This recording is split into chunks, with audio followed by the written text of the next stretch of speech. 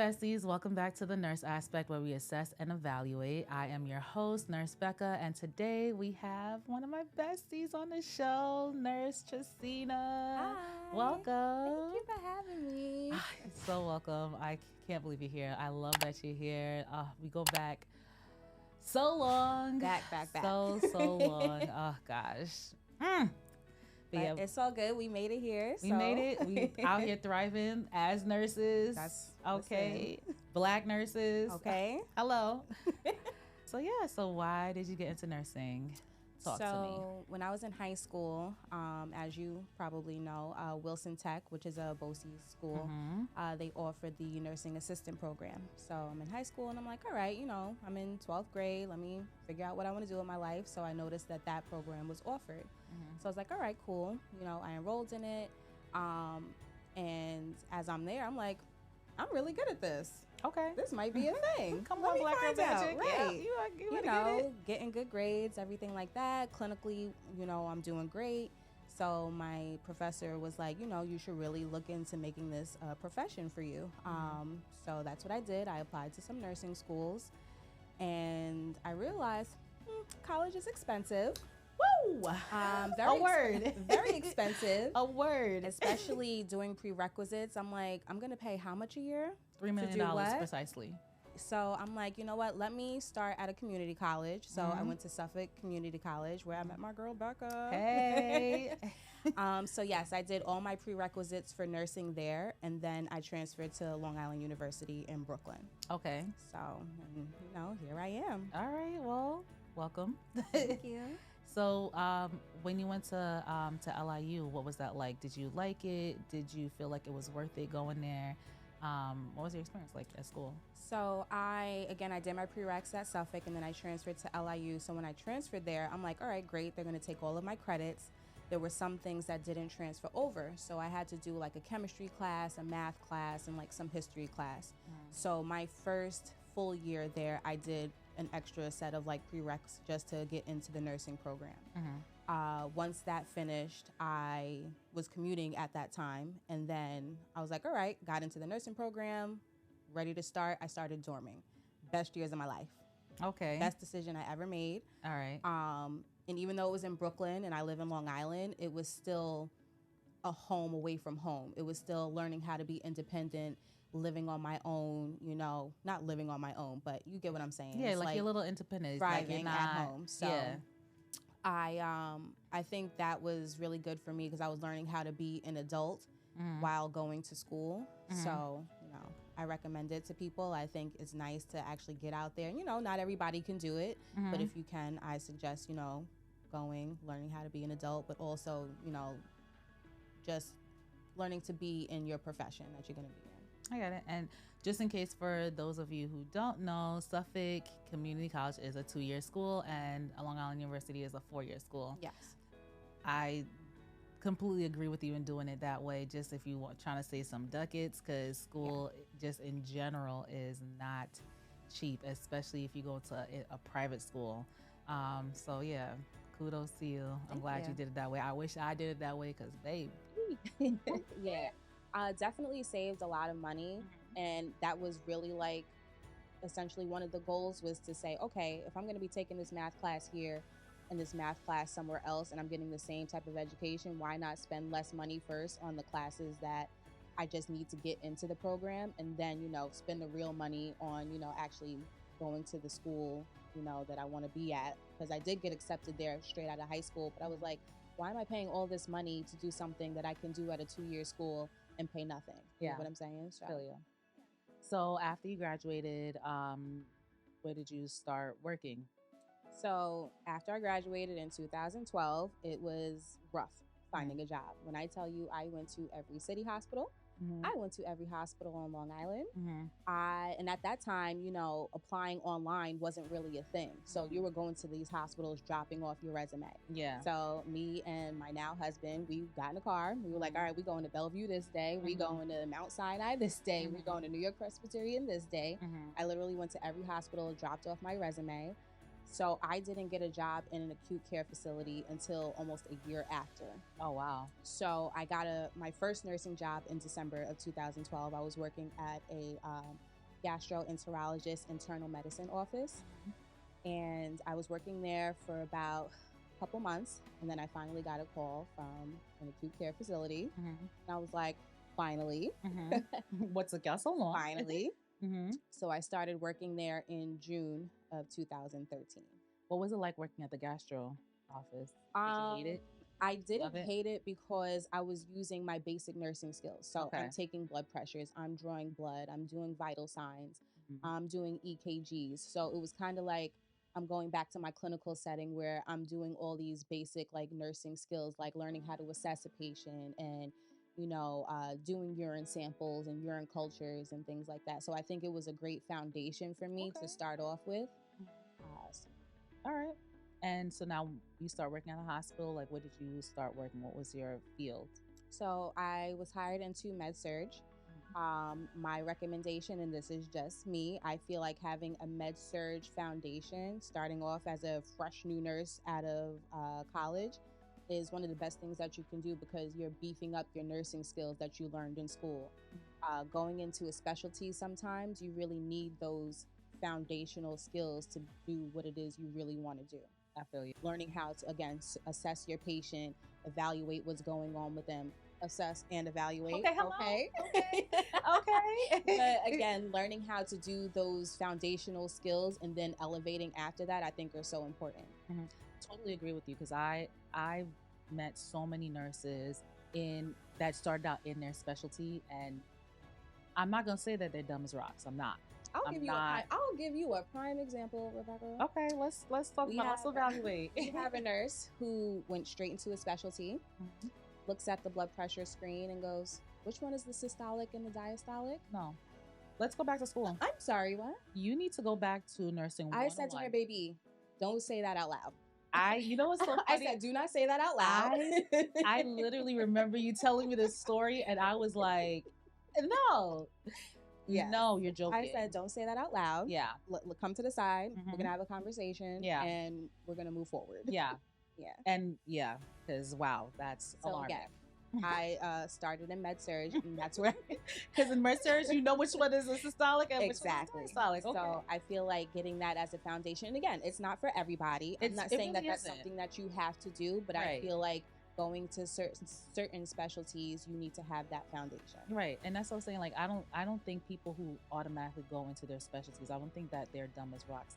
What I mean to say is that you don't have that foundation. You don't know really how to assess a full picture. You just know how to assess just what your specialty is. Now, if you're working the ED, that's a little different because you do need to know how to assess very quickly, like your patient. But like if you're going into neuro, if you're going into labor and delivery as your specialty, you're starting off in there, like you just learned those core things you don't know how to do. And it's not going to, maybe it's not a situation that's going to present itself all the time where you're like, oh, I should have knew how to do this, or I don't know how to do that, or maybe everybody on the unit doesn't really know how to do that because all you know is that. Like I think there is benefit in going to med-surg first. Now, if you graduate school, you took your boards and you're like, I want to become an infusion nurse. Well, then I don't necessarily think you need to be maybe a phlebotomy class, something like that. But you know, whatever, depending on, but if you're working in an acute care facility, I think you should just spend a couple months at least in, like, I don't think you need a traditional year, but yeah. You know, 6 months. Yeah. You know, transfer out, go and do what you want to do. Right. And it's so interesting because I know a couple years back, going into certain specialties, they want you to have that foundation of a med-surg. They'll ask you, have you worked anywhere else prior to coming to labor and delivery, like you said, or going to the ICU or going to like a cardiac unit. They want you to have those foundational steps prior to coming into something so, you know, not elaborate, but, you know, something more. Yeah. Yeah.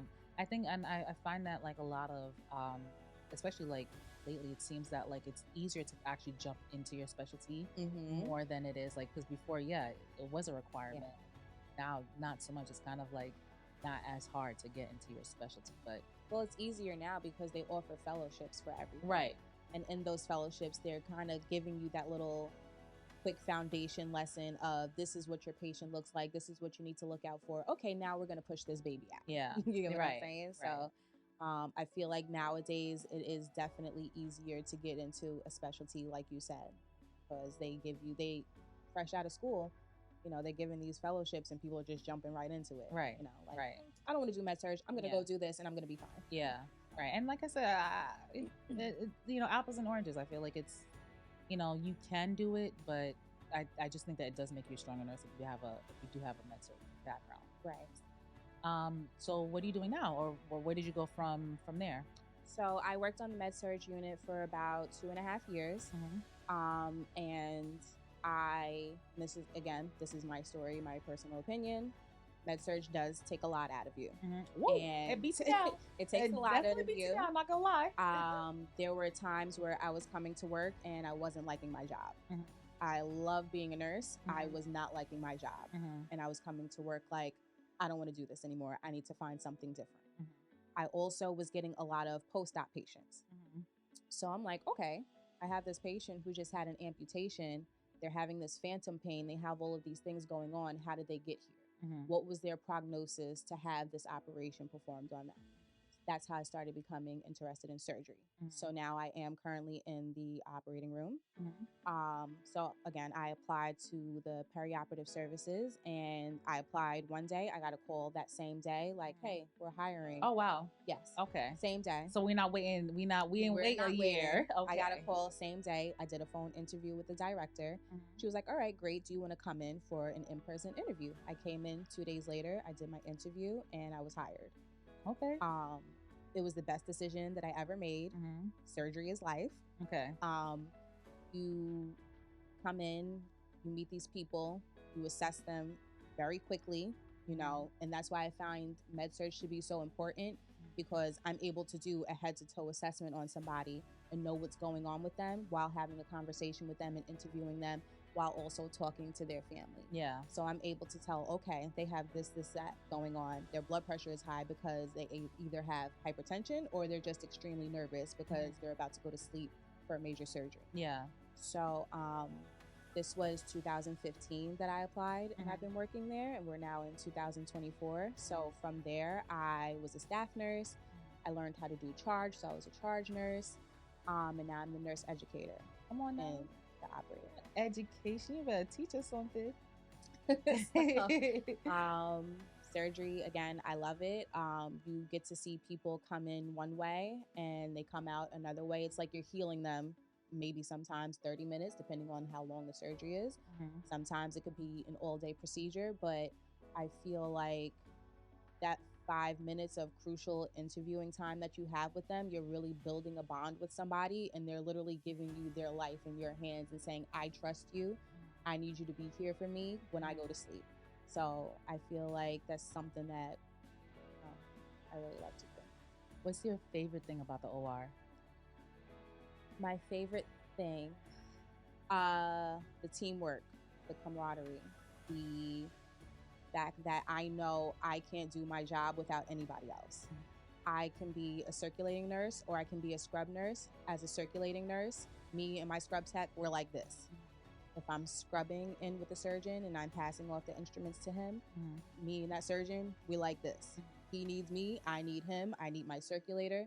So I feel like that teamwork and that knowing that us working as a team, we're going to heal this patient. And sometimes the outcomes aren't always that great, but at least we know we went in, doing the best that we can for these patients. With that comes advocating for your patients. Your patient's going to sleep. They fully trust you to be, their eyes and their ears when, they're not able to be. So I feel like that gives me a sense of like pride, knowing that, this person trusts me enough to take care of them when they're not able to at that moment. Okay.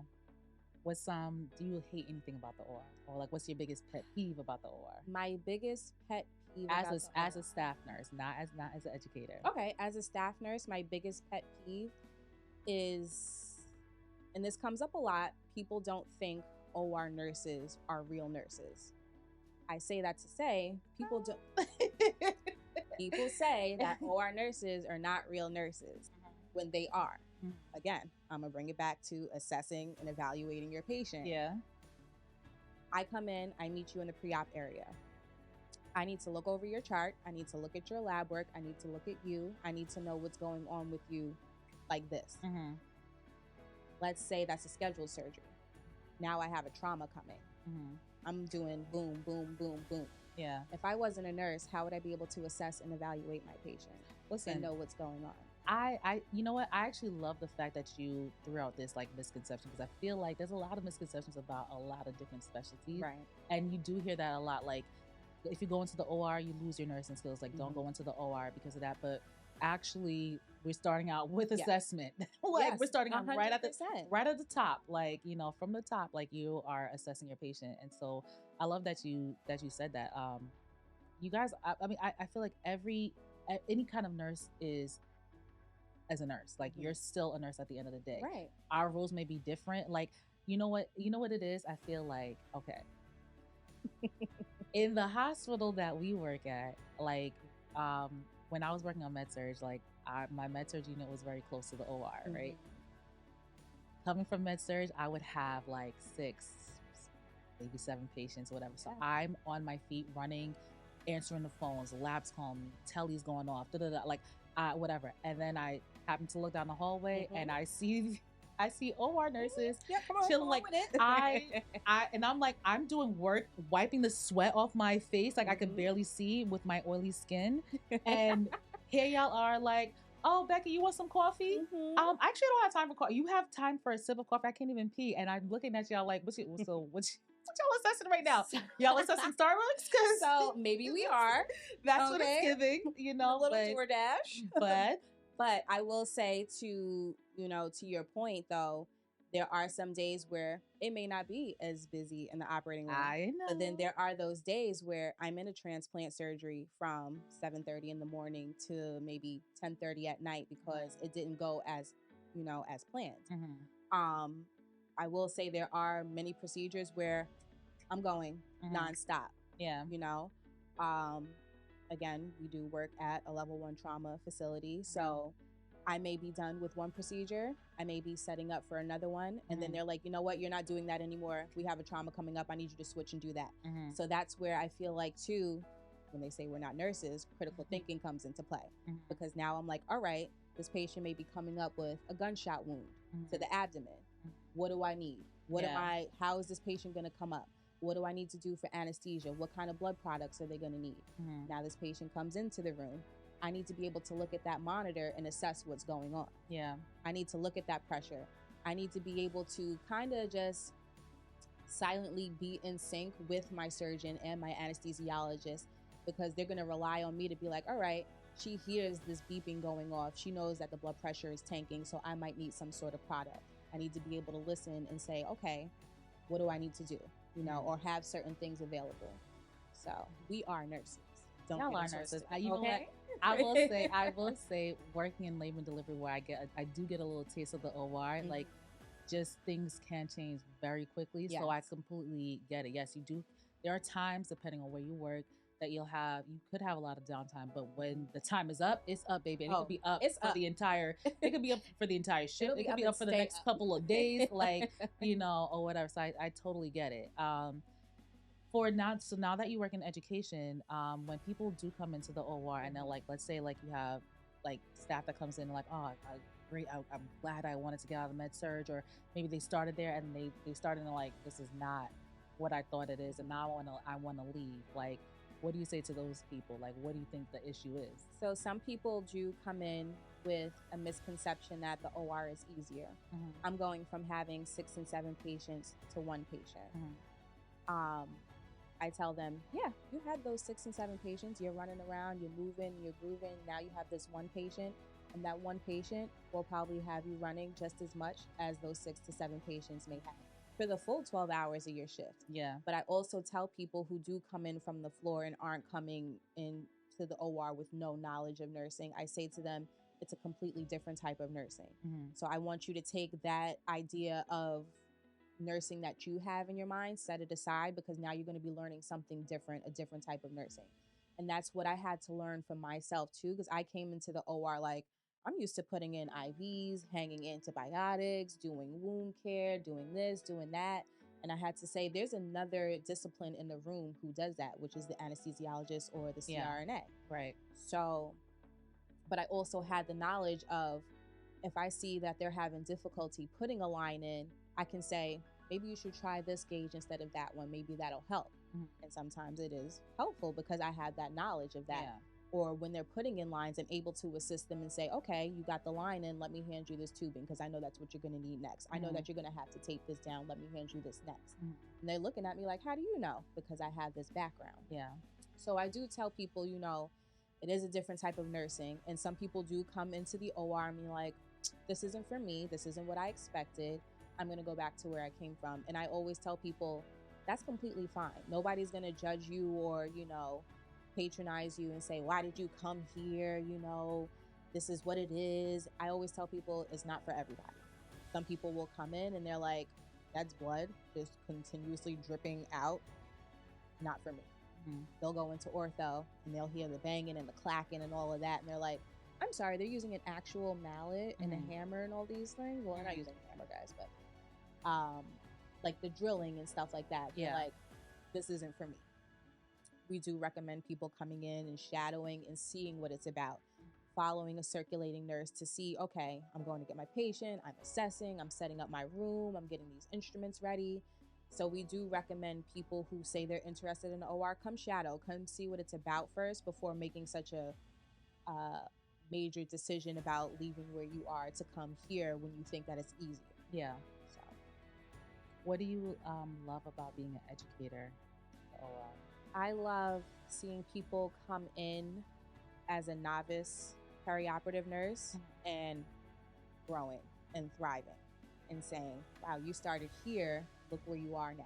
Yeah. And it's so interesting because our fellowship program is a little extensive. So it's like over those months that you're learning, I always tell them, look where you're starting now. Yeah. You're nervous, you're scared, you're this, you're that. And then at the end of their orientation, I'm like, so remember that first day when you said, Triss, I can't do it. This is too hard. I'm scared, blah, blah, blah. Look where you are now. Yeah. So that's kind of what gives me pride, is like, I got it, y'all, through this. Y'all got this. Raising babies. You know, and I honestly, I keep it very level with them. I don't make it I'm here and you're there type of deal. We're here. I want you to be able to talk to me. I want you to know that I'm your support system. You have questions. If it's something personal going on at home, I want you to talk to me about it, because how you're feeling from the outside is going to affect what you do in here. And if we can sit down, have a quick conversation, you tell me, you know what, Triss, my dog pooped all over the house today, and I dropped my Starbucks on the way in. Now I have an attitude, and you're bringing that energy in here. That's going to affect how you take care of your patient. Yeah. So let's talk about it. Let's have a conversation, and let's get to where you need to be for the day. So, you know, and they love me. Like, I love you, so I'm not even surprised. Always keeping it real. Okay. Do you see yourself ever leaving your position? Like, do you want to, like, where do you see yourself going? Like, is this like it for you, or like? I see myself doing clinical teaching for like colleges or universities. Okay.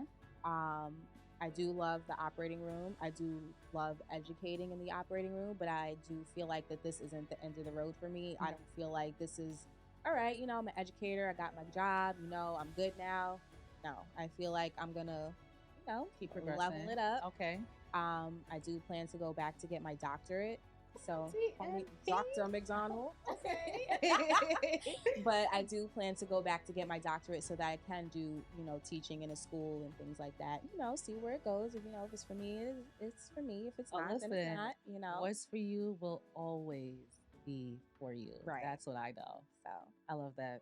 All right, well, listen, when you get your DMP or when you're back in school and you want to talk about what that's like or whatever, balancing work life and stuff like that, you know, you're more than welcome to come back on the show. Definitely. Okay. All right. So now, come to a show where we talk about the nurse's note.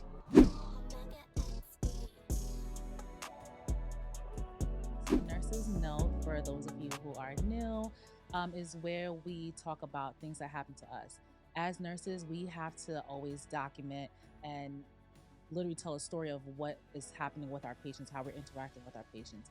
And the nurse's note on the nurse aspect we are telling and documenting our own story, things that happen to us that we want to share, pass on, make us feel good, or, whatever it may be. So, yeah, welcome to the nurse's note on the nurse aspect. And what is your note, my love?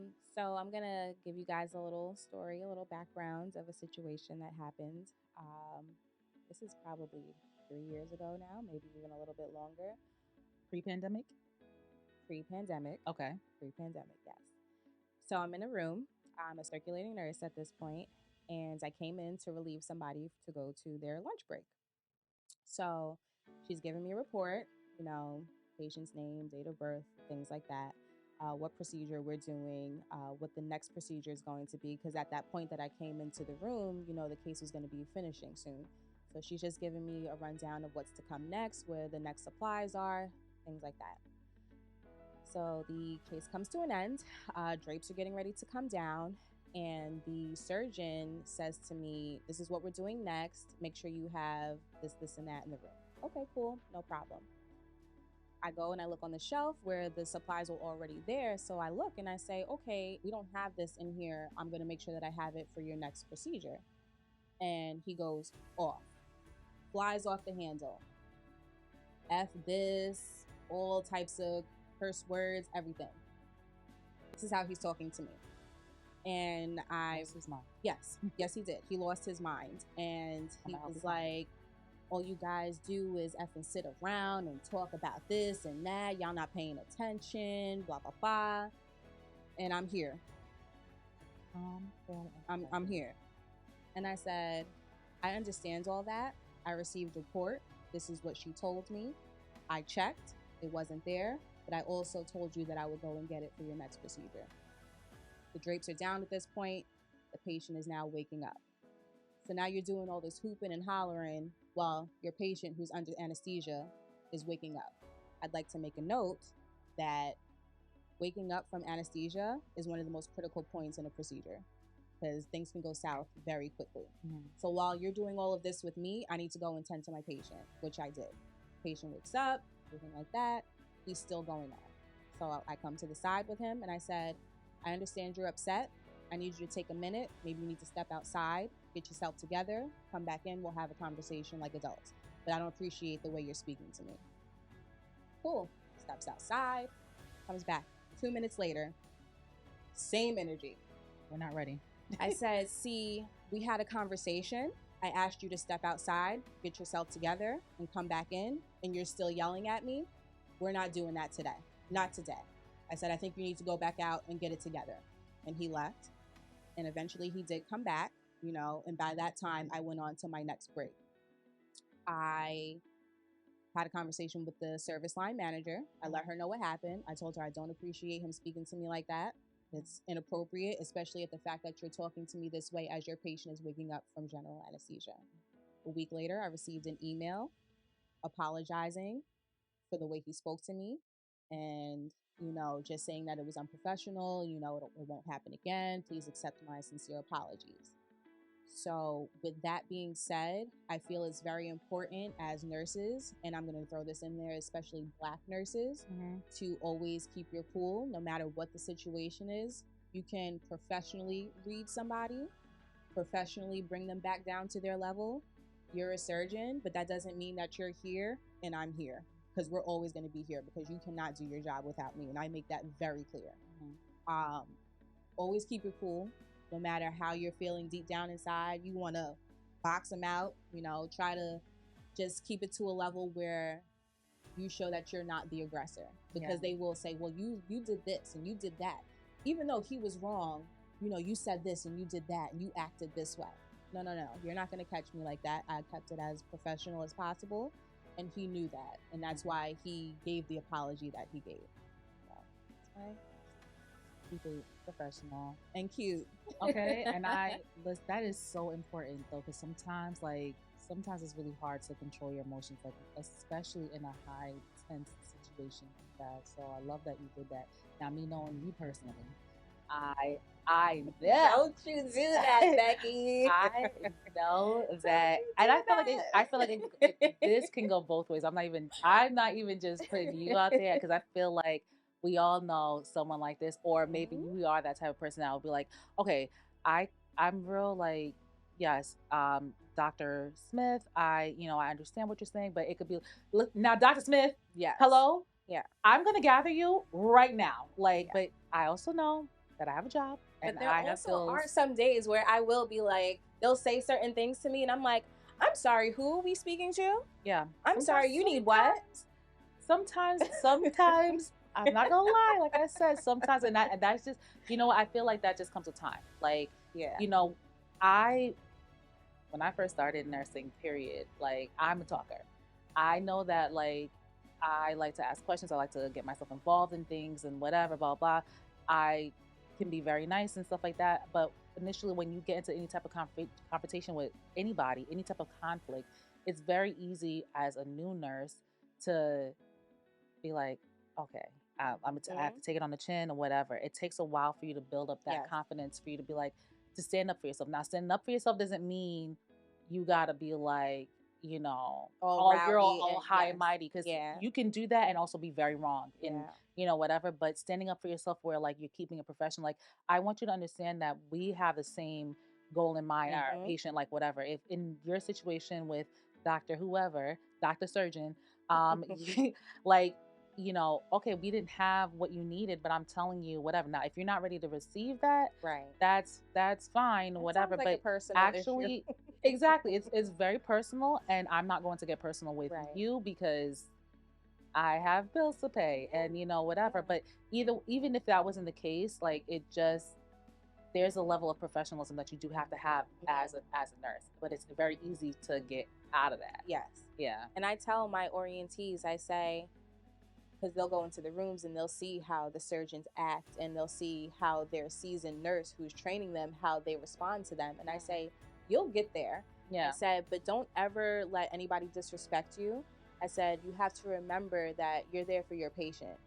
So always keep that in the back of your mind, the purpose that you're there for, but also never let anybody disrespect you, and you stand your ground. I said, you're going to get to that point where you're like, see, we're not doing that today, sir. Yeah. It seems scary now, but you also have to be able to, hey, listen, we're not doing that. We have Jane Doe on the table we need to take care of. We can talk about this later, but right now, this is the importance. Meanwhile, you're not going to talk to me like that. Yeah. And I love that. I love to give a good eye, too. I know you do, girl. I know you do. I know you do. Okay, because gathering really needs to be your middle name. Okay, I will gather you together. Okay, whether you like it or not. Okay. But thanks for coming. Do you have a tip that you want to share, or was that tied into your tip? That was tied into my tip. But I do have another one. Okay, too far. Just don't stay stagnant. Always elevate yourself. Always see what's out there. Nursing is has such a broad, just field of everything. You can go into a little bit of everything with nursing. So never doubt yourself that you can't do something, or that field isn't for me, or never feel like you're stuck somewhere. Yeah. All right. Elevate yourself. Okay, that's a Assess word. and evaluate yourself. Okay, hello. Okay, besties, you hear it? Thanks so much for coming on the show. Thank you for having love me. this. This is so great. I love when I have my real, like, friends that I grew up with and whatever. Like, I literally seen you go from single to married, mom, like, whatever, and all doing it, like, holding it down. Holding down POP. But thank you so much for coming. Thank you for having me. Definitely come back. You're more than welcome. Of course. We love to have you. I'll be back. Don't y'all worry. Okay. Okay. Listen. Recurring guest. Maybe. Okay. Recurring guest. Okay. Seasonal. Thank you so much. I love this. Love you. That was it. Yeah. How do you feel? Are you okay? Yeah. I hope it's okay. So good.